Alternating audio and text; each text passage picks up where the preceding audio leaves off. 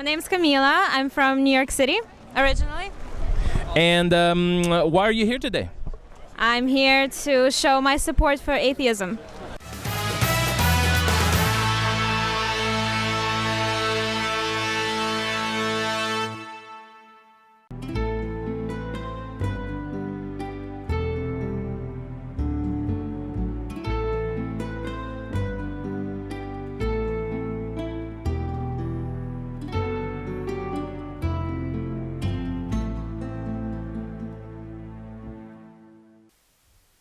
Welcome to the Infidel, the news for those of us who have supposedly chosen hell over heaven, the news for the damned.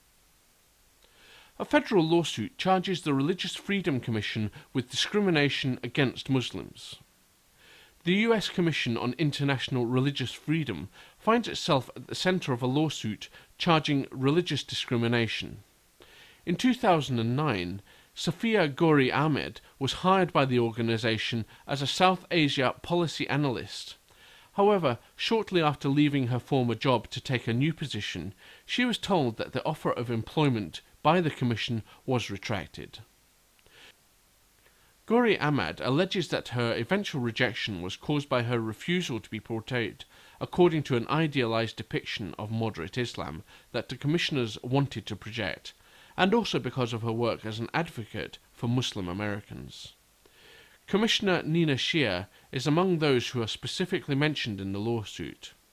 The activist, who focuses largely on the plight of Christian minorities abroad, insists that Ms. Gori Ahmed was released because her writings reflect the Muslim American Public Affairs Council activism and bias, not scholarship, which would not serve as well on the research staff.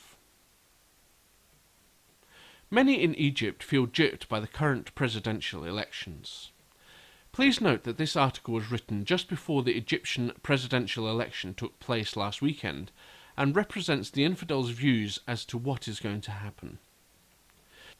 During their 2011 revolution that captured the imagination of the entire world, Egyptians overthrew the autocratic government of Hosni Mubarak and looked forward to the challenge of becoming a democracy.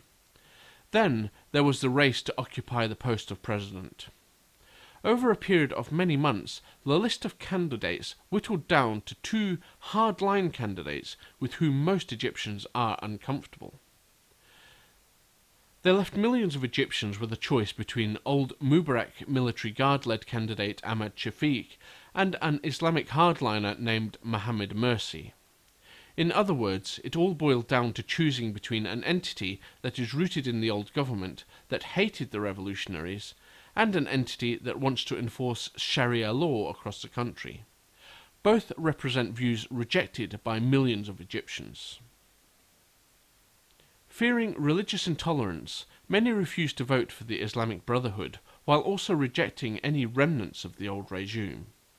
It is due to these serious concerns that it is very likely that many citizens will boycott the election altogether.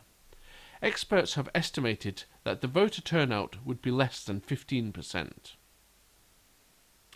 With so many essentially voting neither, the new president will lack any meaningful legitimacy.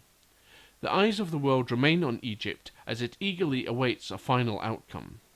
The Infidel will bring you more details as they emerge. Moses pleads guilty to murdering a woman and a 4-year-old boy whom he suspected of being gay. Last week, Peter Lucas Moses pled guilty to 2 cold-blooded murders, that of a 28-year-old woman named Antoinetta Yvonne McCoy and of 4-year-old Jaden Higginbotham. The leader of the self-titled Black Hebrews and his followers believe that they are direct descendants of ancient Israeli tribes. Using religion, fear and intimidation, Moses held a firm grip on the women in his sect, making them call him Lord. Originally seeking the death penalty for 2 shooting murders, prosecutors have agreed to a life sentence without parole if he cooperates with investigators and is willing to testify against the other sect members.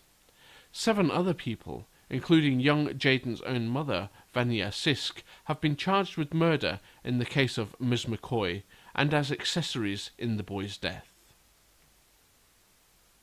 Prosecutors reported that 4-year-old Jaden was murdered because Moses had concerns because he believed one of his sons was touched inappropriately. As for Yvonne McCoy, her death was ordered 2 months later by Moses when he learned that she wanted to leave the group and could not become pregnant.